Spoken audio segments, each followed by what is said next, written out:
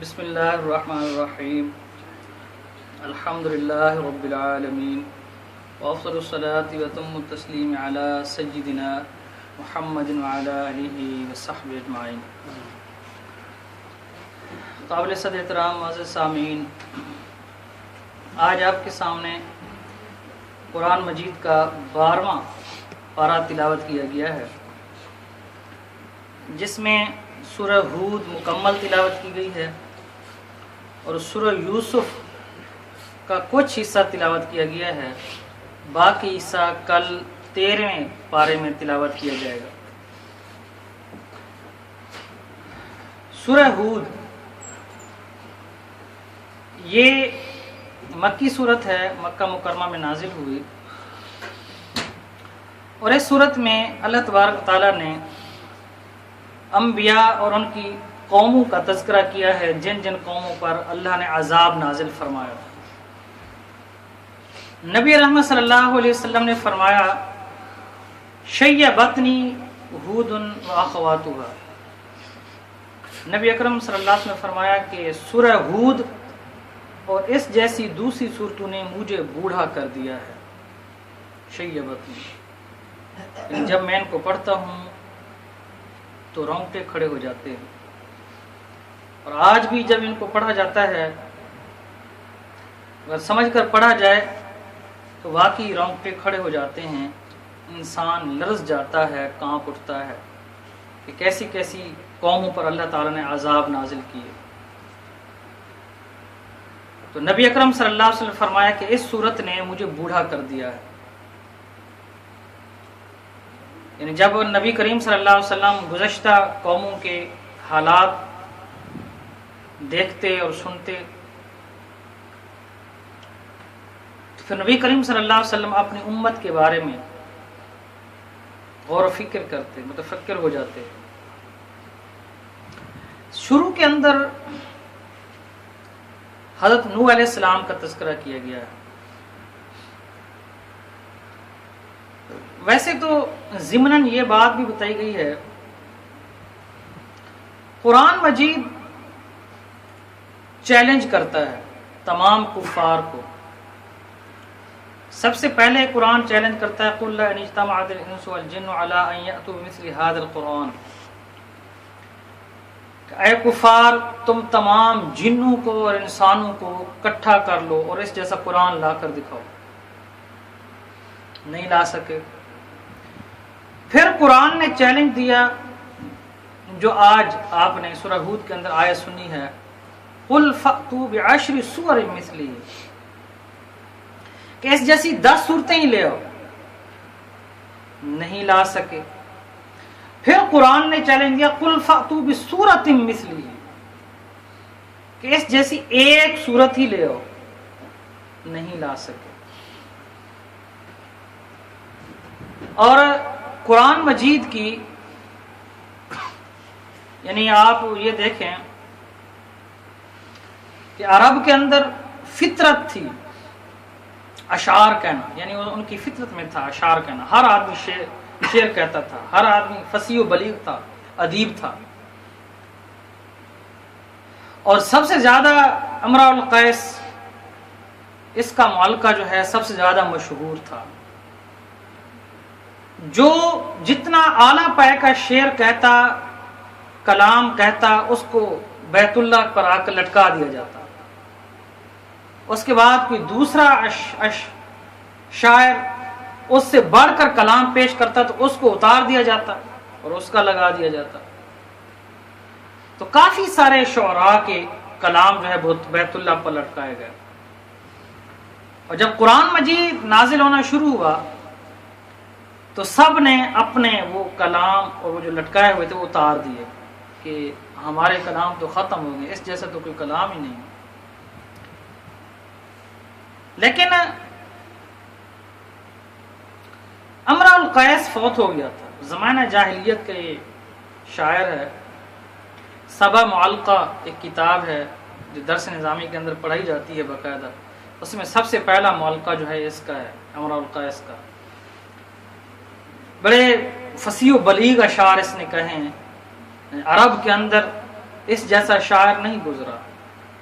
اس کا کلام جب لٹکایا گیا بیت اللہ پر تو قرآن نازل ہونا شروع ہوا۔ یہ فوت ہو گیا تو اس کی بہن تھی، اس کی بہن کو لوگوں نے کہا اب اپنے بھائی کا کلام اتار دو، اب تو قرآن نازل ہونا شروع ہو گیا۔ تو اس نے کہا نہیں، میں نہیں اتارتی۔ لیکن جب یہ آیت نازل ہوئی جو آپ نے سورہ ہود کے اندر سنی ہے، وقیل یا ارض ابلعی ماءکی ویا سماء واقلعی وغیض الماء وقضی الامر واستوت علی الجودی وقیل بعدا للقوم الظالمین، یہاں نوح علیہ السلام کے بارے میں، جودی پہاڑ کے بارے میں، یعنی ان کے وہ پس منظر کو بیان کیا گیا ہے، ان کی کشتی کا آگے یعنی ان کے طوفان کا تذکرہ ہے، آگے پیچھے ان کی قوم کے غرق ہونے کا تذکرہ ہے، اور یہ آیت ہے۔ جب یہ آیت نازل ہوئی تو اب چونکہ ہم عربی نہیں ہیں، عربی سمجھتے بھی نہیں ہیں، عربی ذوق بھی نہیں ہے ہمارا، یہ بہت بڑا المیہ ہے کہ ایز اے مسلمان ہمیں پتہ ہی نہیں ہے کہ ہمارا رب ہم سے کیا کہہ رہا ہے۔ دنیا جہان کی ساری زبانیں ہم سیکھ لیتے ہیں، جاپنیز بھی ہم نے سیکھ ہی لی ہے ضرورت کے لیے، لیکن عربی تو ہم یہ سمجھتے ہیں نا شاید ہماری ضرورت نہیں ہے۔ یہ میں ہم سب کو دعوت فکر دے رہا ہوں، یعنی یہ ہم سب کے لیے، پوری امت کے لیے لمحہ فکریہ ہے۔ اب میں نے آپ کے سامنے قرآن پڑھا ہے 12واں پارہ، لیکن ہم میں سے تو کسی کو پتہ نہیں کہ کیا ہو رہا تھا، کیا کہا گیا۔ حضور فرما رہے ہیں کہ مجھے اس صورت میں بوڑھا کر دیا ہے، اور مجھے اور آپ کو پتہ ہی نہیں ہے کہ ہوا کیا ہے۔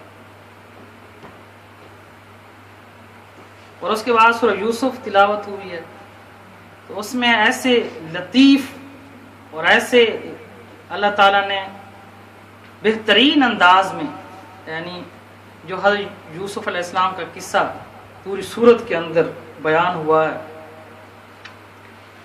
تو جب یہ آیت نازل ہوئی نا وقیل یا ارض ابلعی، سورہ ہود کی آیت، تو اس کی بہن گئی اور اس نے وہ امرأ القیس کا، اپنے بھائی کا وہ مجموعہ لیا اور اس کو پھاڑ دیا۔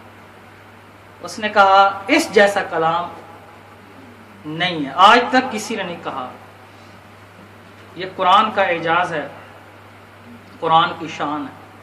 یہ تو ایک ضمناً بات تھی جو میں نے آپ کے سامنے کہی، لیکن اس صورت میں سب سے پہلے نوح علیہ السلام کا تذکرہ ہے، پھر قوم عاد کا تذکرہ ہے، جس کی قوم عاد کی طرف ہود علیہ السلام کو بھیجا گیا تھا۔ جیسا کہ میں نے آپ کو پہلے بھی بتایا ہے کہ سورت کا نام جو ہوتا ہے اس کا مطلب یہ نہیں ہوتا کہ جو نام ہے سارا تذکرہ اسی کا ہوگا اس صورت میں، نہیں، بلکہ وہ ایک جز ہوتا ہے، باقی اور مضامین بیان ہوئے ہوتے ہیں۔ تو اس صورت میں بھی یہی ہوا ہے۔ حضرت نوح علیہ السلام کا تذکرہ بھی تفصیلاً ہے، قوم عاد جس کی طرف حضرت ہود علیہ السلام کو بھیجا گیا تھا ان کا تذکرہ ہے، قوم سمود جس کی طرف حضرت صالح علیہ السلام کو بھیجا گیا تھا ان کا تذکرہ ہے، حضرت ابراہیم علیہ السلام کا تذکرہ ہے، حضرت لوط علیہ السلام کا تذکرہ ہے، حضرت موسیٰ علیہ السلام کا تذکرہ ہے، اور کیسے کیسے ان قوموں کو عذاب میں مبتلا کیا گیا تھا، یہ سارا تذکرہ اس میں ملتا ہے۔ سب سے پہلے جو حضرت نوح علیہ السلام کا تذکرہ ہے کہ نوح علیہ السلام نے 950 سال، 9.5 صدیاں، یعنی یہ کہنا بہت آسان ہے، 1 سال نہیں، 2 سال نہیں، 3 سال نہیں، 4 سال نہیں، 100 سال، پھر 200 سال، پھر 300 سال، پھر 400 سال، یعنی کب تک انسان کتنی محنت کرتا ہے، لیکن 9.5 صدیاں حضرت نوح علیہ السلام نے محنت کی اپنی قوم پر، 9.5 صدیاں، اور 9.5 صدیوں کے اندر گنتی کے چند لوگ مسلمان ہوئے۔ اس کے بعد نوح علیہ السلام نے بالآخر اللہ تعالیٰ سے فرما دیا کہ اب یا اللہ روئے زمین پر ایک انسان کو بھی مت چھوڑ جو تیری بات نہیں مانتا، اور ہوا بھی ایسے، یہ اللہ تعالیٰ نے پوری روئے زمین پر طوفان نوح نازل کیا، آسمان سے بھی پانی برسا اور زمین سے بھی پانی ابلا، یعنی روایات کے اندر تو ایسا لگتا تھا جیسے آسمان میں سوراخ ہو گیا، پھٹ گیا آسمان، ایسے پانی نیچے گرا اور زمین جیسے پھٹ گئی پانی نکل رہا۔ اور یہ صحرائی ریگستانی علاقہ تھا، تو جب نوح علیہ السلام کو اللہ نے حکم دیا تو تم کشتی بناؤ، تو یہ لوگ آ کر مذاق اڑاتے تھے، کفار یہ آ کر کہتے تھے تم اس کشتی کو کہاں ریت میں چلاؤ گے؟ تو نوح علیہ السلام کہتے تھے کہ آج تم ہمارا مذاق اڑا رہے ہو، لیکن ایک وقت آئے گا تم دیکھو گے۔ تو جب پانی آیا اوپر سے، اچھا یہ نظارہ تو آپ یہاں دیکھ چکے ہیں، یعنی صرف اللہ تعالیٰ پانی کو اجازت دے دے تو پوری دنیا تہس نہس ہو کر رہ جائے، پوری زمین۔ قرآن مجید میں ایک جگہ اللہ فرماتے ہیں کہ ہم نے سمندر کو پکڑا ہوا، مہار ڈالی ہوئی، باغیں ڈالی ہوئی، پکڑا ہوا، ورنہ اس کو کھلا چھوڑ دیں تو یہ تو کسی چیز کو چھوڑے ہی نہ۔ آپ نے دیکھا نہیں ہے جب یہاں پر چھوٹا سا آیا اور سارا کوئی ساری ٹیکنالوجی دھری کی دھری رہ گئی، ذہن پھٹے کے پھٹے رہ گئے، دماغ پھٹے کے پھٹے رہ گئے، یہ تو کچھ بھی نہیں ہے نا، یہ تو صرف ایسے ایک اچھالا آیا اور وہ سارا کچھ فیل ہو گیا۔ تو جب جس کو قرآن کہتا ہے کہ آسمان سے بھی پانی برسا اور زمین سے پانی نکلا، وہ کیا عالم ہوگا، کیا منظر ہوگا۔ تو پھر جب اس کشتی میں سارے لوگ سوار ہو گئے جو مومنین تھے، جو نوح علیہ السلام پر ایمان لائے تھے، اور جو اللہ تعالیٰ نے حکم دیا تھا کہ ہر جانور ہر پرندے کا ایک جوڑا بھی رکھیں، وہ رکھا گیا۔ تو بسم اللہ مجریہا مرساہا ان ربی لغفور رحیم، یہ آیت ہے قرآن مجید کی، اور یہ دعا پڑھ کر کشتی میں بیٹھا گیا۔ اور آج کل بھی آپ جب بھی کشتی میں سوار ہوں تو یہ دعا پڑھا کریں، یہ کشتی میں سوار ہونے کی یہی دعا ہے، بسم اللہ مجریہا مرساہا ان ربی لغفور رحیم۔ تو اس کے بعد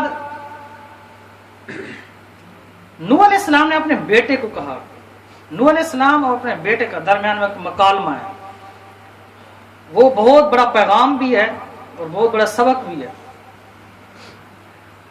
نوح علیہ السلام نے اپنے بیٹے سے کہا یا بنی ارکب معنا ولا تکن مع الکافرین، اے بیٹے ہمارے ساتھ سوار ہو جاؤ، کافرین میں سے نہ ہو۔ تو بیٹے نے آگے سے جواب دیا قال سآوی الی جبل یعصمنی من الماء، اے ابا میں پہاڑ پر چڑھ جاؤں گا اور وہ پہاڑ یعصمنی من الماء مجھے پانی سے بچا لے گا۔ یہ مکالمہ ہو رہا ہے نا، بات ہو رہی ہے باپ اور بیٹے کے، نوح علیہ السلام کے درمیان اور ان کے بیٹے کے درمیان۔ نوح علیہ السلام نے آگے فرمایا قال لا عاصم اليوم من امر اللہ، لا عاصم اليوم، آج کوئی نہیں بچ سکے گا من امر اللہ، سوائے وہ جو جس کو اللہ چاہے۔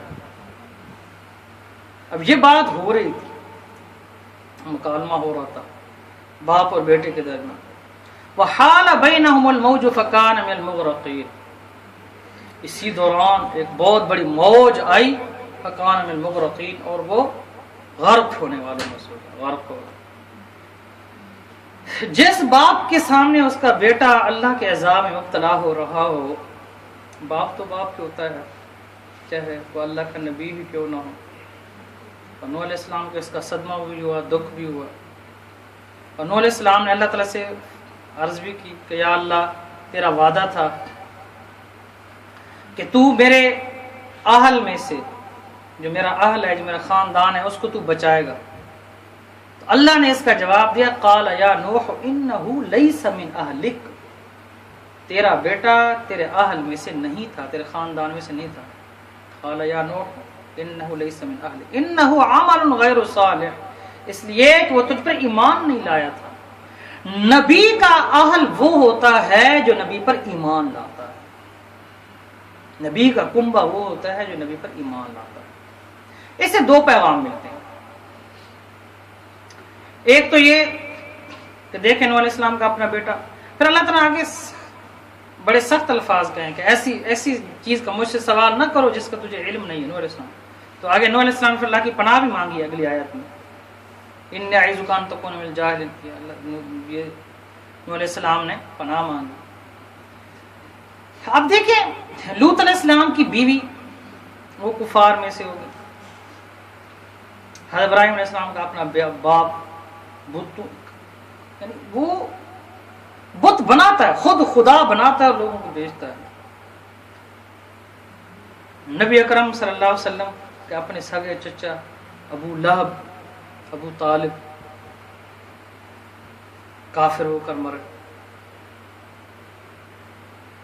تو اس سے یہ ثابت ہوا کہ یہ نبی، یہ جو ہم کہتے ہیں نا خاندان وراثت آل رسول، تو نبی صلی اللہ علیہ وسلم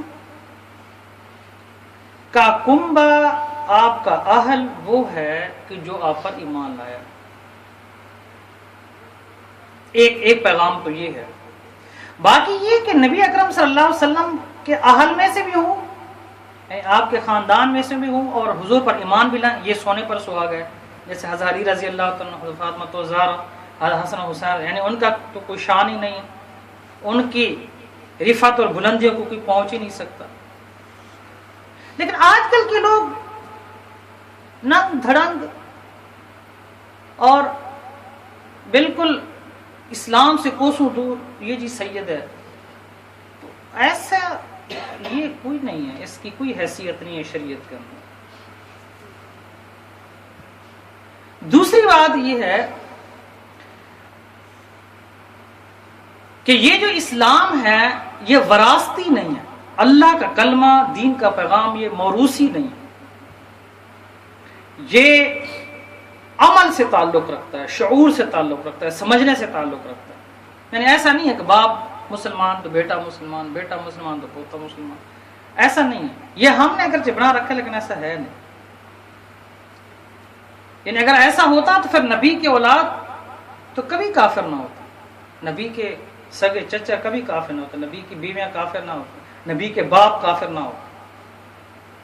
اس کا مطلب یہ ہے کہ جو نبی پر ایمان لائے گا، جو نیک عمل کرے گا، وہ اللہ کا پسندیدہ بنے گا. صرف خون کا رشتہ یہ کافی نہیں ہے، اصل رشتہ ہے کلمے کا رشتہ، لا الہ الا اللہ. اس کے بعد حضرت حود علیہ السلام کا تذکرہ ہے. قوم عاد بہت سخت عذاب ہے، اس کی تفصیل میں پہلے ویسے پیچھے بھی ذکر کر چکا ہوں، پچھلی صورتوں میں ان کا تذکرہ آیا ہے. پھر آگے قوم سمود کا تذکرہ ہے، ان پر بہت سخت عذاب آیا. اور آگے حضرت لوط علیہ السلام کی قوم کا تذکرہ ہے، ان پر بھی پتھروں کی بارش ہوئی، آسمان سے پتھروں کی بارش. حضرت موسیٰ علیہ السلام کا تذکرہ ہے. تو یہ جو تذکرے ہیں یہ اس امت کو بیدار کرنے کے لیے، پیغام عبرت دینے کے لیے، سنبھل جانے کے لیے، سدھر جانے کے لیے، اپنے آپ کو جھنجھوڑنے کے لیے، احتساب کرنے کے لیے، تزکیہ کرنے کے لیے. اس کے بعد سورہ یوسف آپ کے سامنے تلاوت ہوئی ہے. مکمل تلاوت نہیں ہوئی، جتنا حصہ 12 پارے کے اندر ہے وہ تلاوت ہوئی.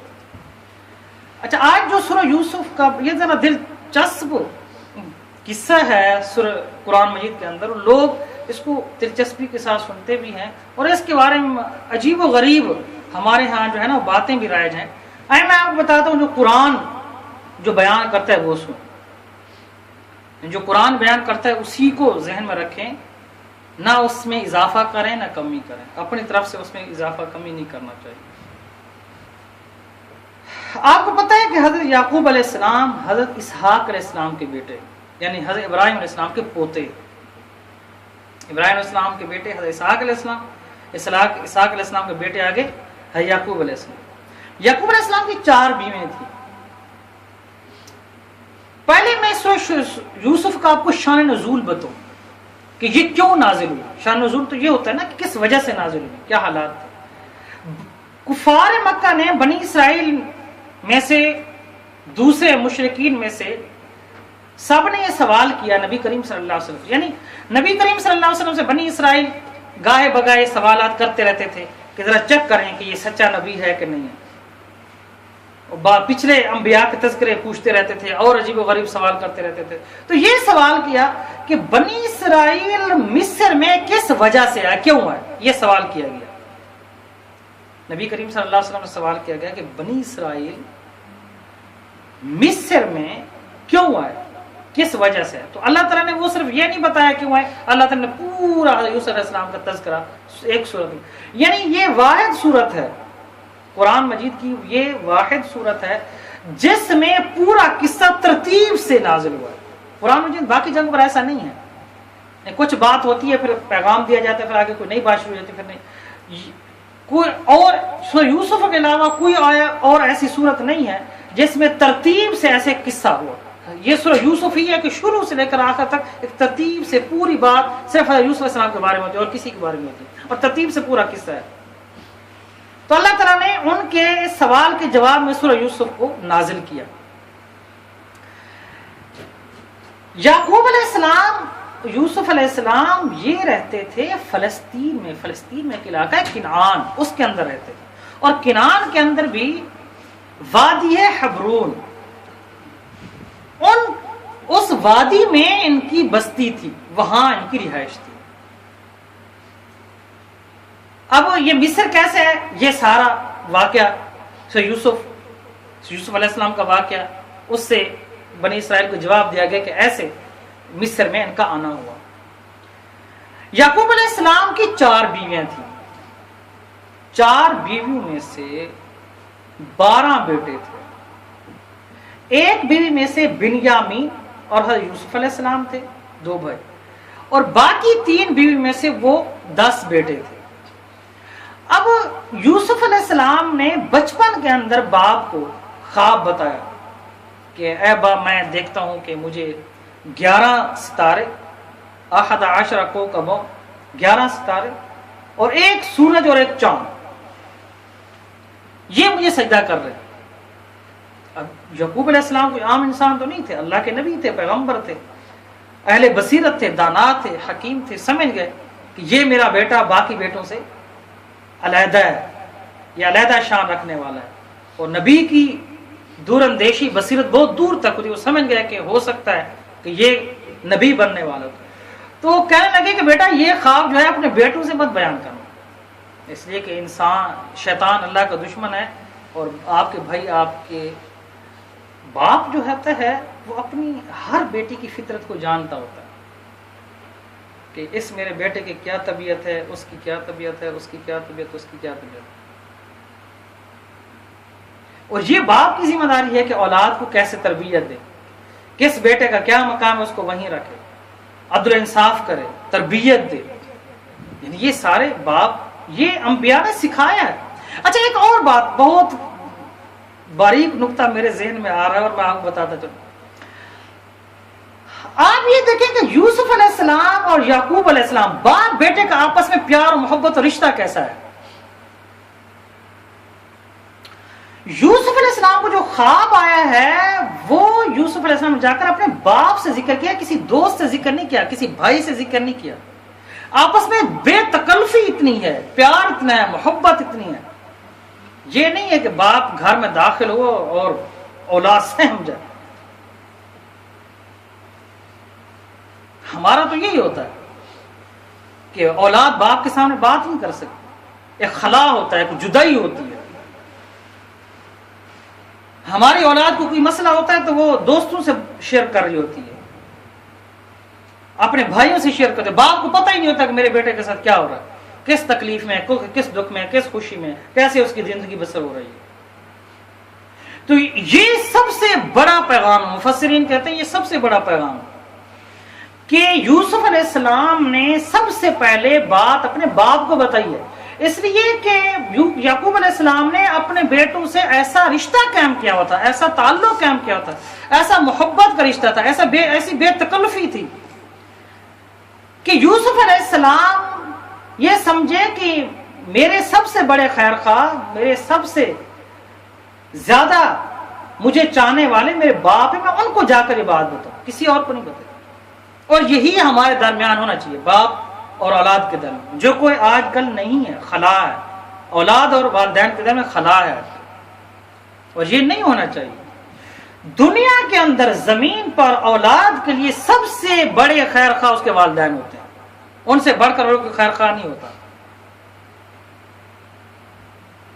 یعنی یہ سوال ہے. یوسف علیہ السلام اپنے بھائی بنیامین کو بتا سکتے تھے، جو سگا بھائی تھا، دوسرے بھائیوں کو بتا سکتے تھے، کسی اور دوست کو بتا سکتے تھے، ماں کو نہیں بتایا. ہمارے یہاں یہ ہوتا ہے کہ زیادہ ہم ماں سے تعلق رکھتے ہیں، کوئی بات اگر منوانی بھی ہو تو ماں سے کرتے ہیں. لیکن یہاں علیحدہ پیغام دیا جا رہا ہے قرآن کہ نہیں، باپ اپنے بیٹوں سے اتنی پیار، اتنی محبت، اتنی شفقت کرے کہ بیٹے کو یہ محسوس ہو کہ میرا باپ مجھ سے سب سے زیادہ محبت کرتا ہے اور میری خیر سب سے زیادہ چاہنے والا میرا باپ ہے. اس لیے اگر مجھے کوئی تکلیف ہوئی ہے، مجھے بات پہنچی ہے، تو میں سب سے پہلے جا کر باپ کو بتاؤں. اس سے آگے اب باپ کہہ رہا کہ نہیں، یہ خواب بتانا نہیں ہے، دوسرے بھائیوں کو نہیں بتانا. انسان شیطان کا سب سے بڑا دشمن ہے. مختصراً جو پیغام ہے وہ میں دیتا چلوں اور بات کو ختم کروں. آگے جو دوسرے بھائی تھے وہ سمجھتے تھے کہ ہمارے باپ کا جھکاؤ جو ہے وہ یوسف علیہ السلام کی طرف زیادہ ہے. وہ کہتے تھے ہم 10 ہیں، پورا گروہ ہیں، جتھا ہیں، لیکن زیادہ پیار یوسف کے ساتھ ہے، یوسف علیہ السلام کے ساتھ. تو انہوں نے آپس میں مشورہ کیا، وہ جو 10 بھائی تھے انہوں نے مشورہ کیا کہ یوسف علیہ السلام کو قتل کر دیتے. جب مشورہ کیا تو قال قائل منہم، ان میں سے جو سب سے بڑا تھا اس نے کہا نہیں، قتل نہ کرو، فی غیابت الجب یلتقط بعض السیارہ، کسی کنویں میں ڈال دو، کوئی قافلہ آئے گا لے جائے گا. اچھا یہاں پر ایک اور پیغام دیا جا رہا ہے کہ کوئی کام بھی ہو مشورہ ضرور کرو، اس میں خیر ہے. یعنی اگر برے کام میں بھی مشورہ کریں گے تو اس میں بھی خیر نکل آئے گی مشورے کی برکت سے. مشورہ انبیاء کی سنت ہے. اب یوسف علیہ السلام کے بھائیوں نے برے کام کا مشورہ کیا ایک نبی کے بارے میں، اس کو تکلیف دینے کے لیے، لیکن مشورہ کیا کہ کیسے کریں. تو مشورہ کرنے کی برکت سے بہت بڑے گناہ سے بچ گئے. یعنی قتل کرنے جا رہے تھے، نبی کو قتل کرنا کتنا بڑا وبال تھا. تو مشورے کی برکت سے وہ بڑے گناہ سے بچ گئے، چھوٹے گناہ پر آ گئے، پھر چلو ڈال دیا کنویں میں. یعنی یہ مشورے کی برکت ہے. یہ پیغام دیا جا رہا ہے کہ تم بھی اپنے فیصلے مشورے سے کیا کرو. کوئی کام ہو، گھریلو کام ہے، اپنے اولاد سے مشورہ کرو، اپنی بیوی سے مشورہ کرو. کسی ادارے کے سربراہ ہو تو اپنے نیچے جو ملازمین ہیں ان سے مشورہ کرو. کسی کمپنی کے سربراہ ہو تو اپنی کمیٹی کے ساتھ جو ہے مشورہ کرو. علاقہ سوسائٹی میں آتے ہو مشورے سے کام کرو. ہر ایک سے پوچھو، ہر ایک کی رائے کا احترام کرو. یعنی آپ قرآن کی روح سے دیکھیں کہ غلط کام میں مشورہ کیا گیا تو اس میں غلط نے خیر رکھ دی.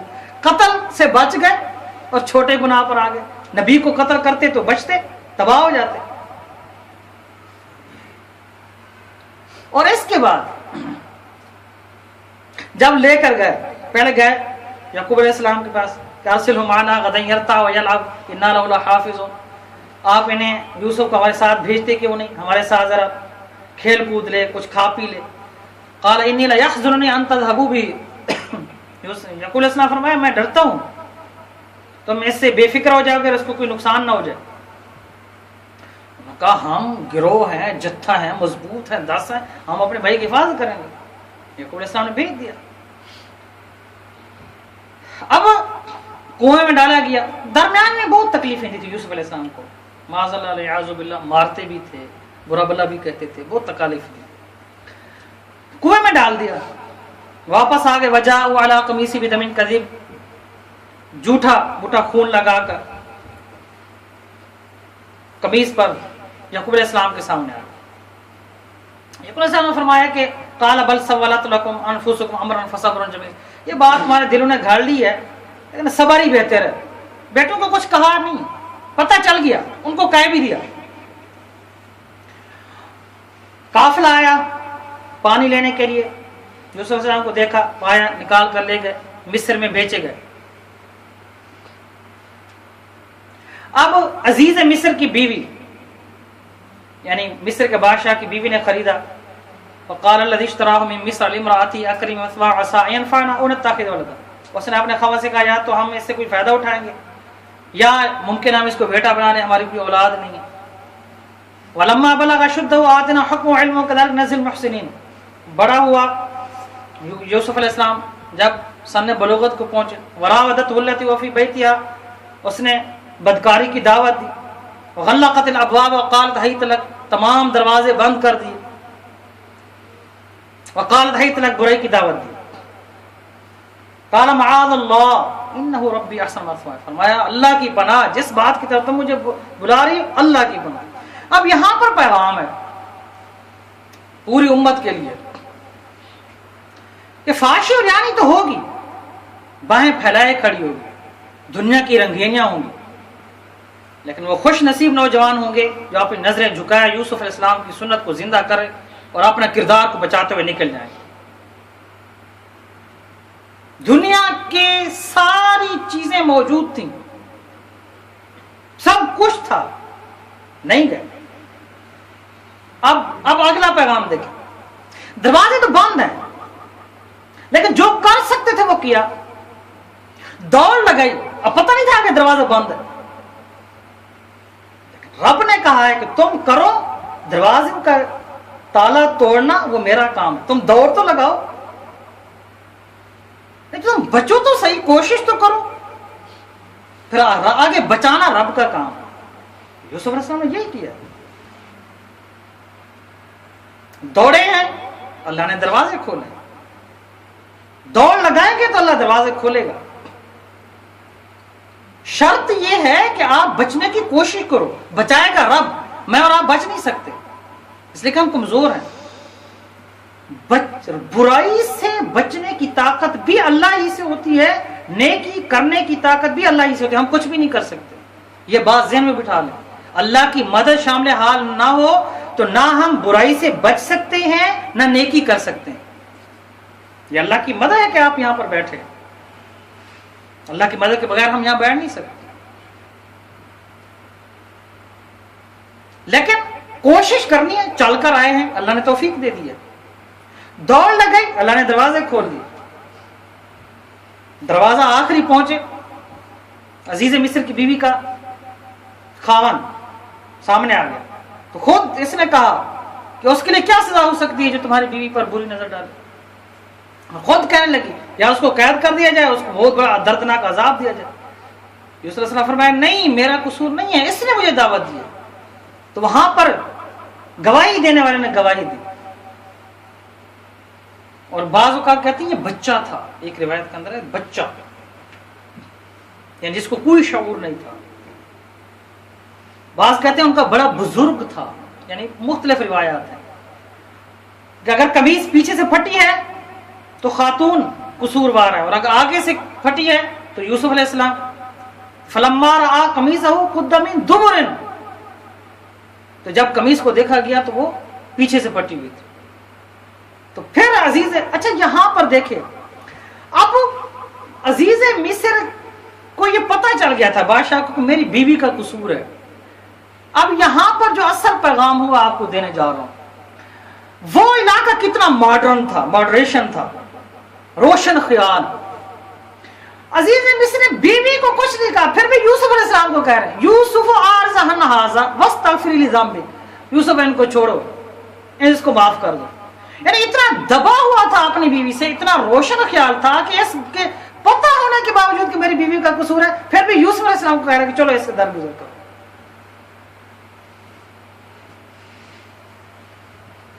تو آج کل کے روشن خیال بھی یہی ہیں، اس وقت کے روشن خیال، یوسف علیہ السلام کے دور کے عزیز مصر کے روشن خیال بھی یہی تھا. بجائے اس کے کہ اپنے بیوی کو کہتا، اس کو ڈانٹ ڈپٹ کرتا، اس کو تکلیف دیتا، اس کو سزا دیتا، نہیں، اس کو کچھ نہیں کہا. یوسف علیہ السلام کہہ رہے ہیں کہ چلو تم درگزر کرو.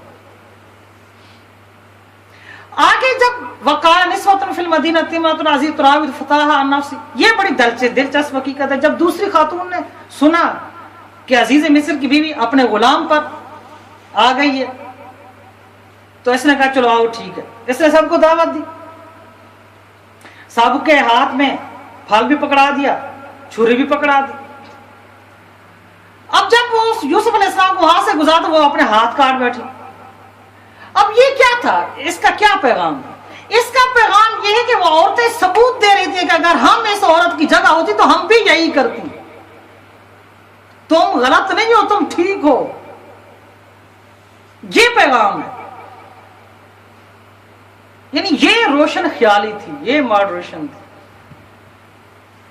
کہ وہ عورتوں نے عملی طور پر ثبوت دیا کہ عزیز مصر کی بیوی تم بالکل ٹھیک ہو، اگر ہم ہوتی تو ہم بھی یہی کرتے جو تم نے کیا ہے، تم تو پھر بھی اپنے آپ پر قابو ہو، ہم نے تو دیکھتے ہی اپنے ہاتھ کاٹ بیٹھی ہیں۔ اور یہ کہا کہ یہ تو بہت کوئی معزز فرشتہ ہے۔ اور اس نے آگے کہا عزیز اگر اس نے میری بات نہ مانی تو میں اس کو یا تو سخت سزا دوں یا جیل بھجوا دوں، یعنی ڈنکے کی چوٹ پر۔ خواتین کو بھی کہہ رہی ہے، پورے شہر کی خواتین کو، اور خود بادشاہ کو بھی پتہ ہے، لیکن نہ بادشاہ کچھ کر رہا ہے نہ خواتین کچھ کر، خواتین تو الٹا ساتھ دے رہی ہیں اور عملی طور پہ یہ ثبوت دے رہی ہیں کہ تم ٹھیک ہو، واقعی تم مجبور ہو، اگر ہم ہوتی تو ہم بھی یہی کرتے، بلکہ اس سے کچھ زیادہ کر بیٹھتے، تم نے کنٹرول کیا، ہم اپنے ہاتھ کاٹ بیٹھے۔ تو آج کل کا روشن خیال معاشرہ کیا ہے؟ یہی ہے۔ تو آج پھر یوسف علیہ السلام کے کردار کی ضرورت ہے۔ برائی تو ہر دور میں ہوتی ہے، روشن خیال لوگ ہر دور میں ہوتے ہیں، ماڈریشن ہر دور میں ہوتے ہیں، لیکن یوسف علیہ السلام کا کردار زندہ رکھنے والے، نظر جھکا کر اپنا کردار بچانے والے، اپنے دامن کو داغدار ہونے سے بچانے والے، اپنے آپ کو بے عیب ثابت کرنے والے، صراط مستقیم پر نکل جانے والے، یہ کامیابی ہے۔ اب اس کے بعد بھیج دیا گیا، بس آخری بات، بھیج دیا گیا، جیل میں بھیج دیا گیا۔ وَدَاخَلَ مَعَهُ السِّجْنَ فَتَيَانِ، اب دو نوجوان بھی، دو اور بندے بھی داخل ہوئے، انہوں نے خواب دیکھا۔ ایک نے کہا وَدَاخَلَ مَعَهُ السِّجْنَ فَتَيَانِ قَالَ أَحَدُهُمَا إِنِّي أَرَانِي أَعْصِرُ خَمْرًا، ایک نے کہا میں شراب نہ چوڑ رہا ہوں، وقال آخر إِنِّي أَرَانِي أَحْمِلُ فَوْقَ رَأْسِي خُبْزًا تَأْكُلُ الطَّيْرُ مِنْهُ، میرے سر کے اوپر روٹیوں کا ٹوکرا ہے، اس میں پرندے کھا رہے۔ اب یہاں پر دیکھیے داعی اللہ کا کیا کام ہوتا ہے، جو بندوں کو رب کی طرف بلانے والا ہوتا ہے اس کا کیا پیغام ہوتا ہے۔ یوسف علیہ السلام نے فرمایا میں تمہیں تعبیر تو بتاتا ہوں، لیکن اس سے پہلے میری بات سنو۔ جب انسان کو طلب ہوتی ہے، جب تمہارے پاس چل کر آتا ہے، پھر آپ اپنے مقصد کی بات کرو۔ الزام لگا ہے، جیل میں آ گئے ہیں، لیکن اپنا منصب نہیں بھولے، داعی اللہ، اللہ کی طرف بلانا، وہ وہیں بھی یاد رہا۔ ان نوجوانوں کو کہتے ہیں یہ جو مجھے خواب کا علم ہوا ہے یہ مجھے میرے رب نے دیا ہے، اور ہم پر اللہ نے فضل کیا ہے، ابراہیم علیہ السلام پر، اسحاق علیہ السلام پر، میرے باپ یعقوب علیہ السلام، ہمیں سب جہانوں پر فضیلت دی ہے۔ آگے فرمایا یا صاحب السجن ارباب متفرقون خیر من اللہ الواحد القہار، اے میرے جیل کے ساتھیوں، ایک اللہ واحد قہار اچھا ہے یا متفرق بہت سارے خدا اچھے ہیں؟ دعوت دی جا رہی ہے، اور دعوت دینے کے بعد پھر فرمایا یا صاحب السجن اما احد، او اب آپ کو بتاتا ہوں آپ کے خواب۔ یا صاحب السجن اما احدکما فیسقی ربہ خمرا، جس نے شراب دیکھا ہے وہ اپنے عزیز مصر کے لیے، سردار کے لیے شراب بنا کر پلائے گا، اور دوسرا اس کو پھانسی دے دی جائے۔ اور اس کے بعد وقال مالک انی، اور یہی ہوا، ایک کو پھانسی دے دی گئی اور ایک بادشاہ کے لیے شراب بناتا تھا۔ وقال مالک انی ارا سبع بقرات سمان یاکلهن سبع عجاف، اب بادشاہ نے خواب دیکھا کہ میں دیکھتا ہوں کہ 7 موٹی گائیں ہیں اور 7 پتلی گائیں ہیں، پتلی گائیں جو ہیں وہ موٹی گائیں کو کھائی جا رہی ہیں، اور میں نے دیکھا 7 بالیاں گندم کی، 7 بالیاں تر و تازہ ہیں ان کے گندوں میں، 7 بالیاں بالکل سوکھی ہیں۔ بتاؤ خواب جاننے والے۔ وقال مالک انی ارا سبع بقرات سمان یاکلهن سبع عجاف وسبع سنبلات خضر واخرى یابسات یا ایھا الملأ افتونی فی رؤیایا ان کنتم للرؤیا تعبرون، اور تعبیر بتانے والے بتاؤ مجھے۔ سب کو حاضر کیا، جتنے بھی نجومی تھے، جتنے بھی عالم تھے، سب نے کہا یہ تو ویسے ادھر ادھر کی باتیں ہیں، یہ کوئی بات نہیں ہے۔ اب وہ آدمی جو شراب دے رہا تھا اس نے کہا ایک ہے بندہ جو جیل میں ہے جس نے ہمیں بھی تعبیر بتائی تھی، وہ سچ ثابت تھی، میں جا کر پوچھتا ہوں اسے۔ بھیجا گیا۔ اب یہاں پر یوسف علیہ السلام کے پاس جب آیا تو یوسف علیہ السلام نے فرمایا خواب تو کی تعبیر تو میں بتاتا ہوں۔ خواب کی تعبیر یہ ہے کہ 7 سال خوب بارش ہوگی، خوب زمین غلہ اگلے گی، خوب غلہ ہوگا، خوب گندم ہوگی، ہریالی آئے گی، سبزہ آئے گا، لیکن اگلے 7 سال جو بالکل بارش نہیں ہوگی، قحط ہوگا۔ اب اس میں یہ تو خواب کی تعبیر بتا دی، لیکن آپ آخر میں اس کی ترکیب بھی بتائی کیسے بچنا کیسے. یوسف علیہ السلام فرمایا کہ ایسا کرنا جن 7 سالوں میں غلہ بہت زیادہ ہو، ہریالی ہو، بارشیں ہوں، تو اس وقت جو گندم ہے وہ اتنی نکالنا جتنی تمہیں ضرورت ہے، باقی بالیوں کے اندر رہنے دینا، کٹھے کرنا، جمع کرنا. اگلے 7 سال جب قحط پڑے تو وہی جو تم نے بالیوں کے اندر گندم رکھی ہوگی اس کو نکال کر استعمال کر. یہ حال بھی فساد بتا دیں. اب یہ جب تعبیر بتائی کہ بادشاہ نے کہا یہی حقیقت ہے، یہی سچ ہے، یہ دل کو لگتی ہے بات، اور بعد کے حالات نے ثابت بھی کر دیا. لیکن اب بادشاہ نے کہا کہ اب اتنا بڑا آدمی، اتنا معتبر آدمی، اتنا شان والا، اتنے حکیم اور دانا آدمی، اس کو جیل کے اندر کیوں رکھا ہوا؟ نکالو اس کو. اب گیا نکالنے، نہیں ایسے نہیں نکلوں گا، اتنے سال تھے، اب تو بھاگ کر آنا چاہیے تھا کہ میں نکالا جا رہا ہوں بادشاہ. نہیں، فرمایا ان کو بلاؤ جن نے مجھ پر الزام لگایا تھا. وقال ملک ائتونی بہ فلما جاءه الرسول قال ارجع الى ربك فاسأل ما بال النسوة اللاتي قطعن ايديهن. فرمایا ان عورتوں کو کیا ہوا جن نے اپنے ہاتھ کاٹ لیے تھے، وہ کہاں ہیں؟ وہ آئیں، عزیز مصر کی بیوی آئی، اس نے آ کر کہا کہ ہم جھوٹی تھیں، یہ سچے تھے. عزیز مصر کی بیوی نے بھی کہا، باقی خواتین نے بھی. وقال ملک ائتونی بہ فلما جاءه الرسول قال ارجع الى ربك فاسأل ما بال النسوة اللاتي قطعن ايديهن ان ربي بكيدهن عليم. قال ما خطبكن إذ راوتن يوسف عن نفسه قلنا حاش لله ما علمنا عليه من سوء. قالت امرأة العزيز الآن حصحص الحق انا راودته عن نفسه انه لمن الصادقين. عزیز مصر کی بیوی نے کہا کہ یہ سچے تھے، ہم جھوٹی تھی. اب یہ باہر نکلے اور 12واں پارہ ختم ہو گیا.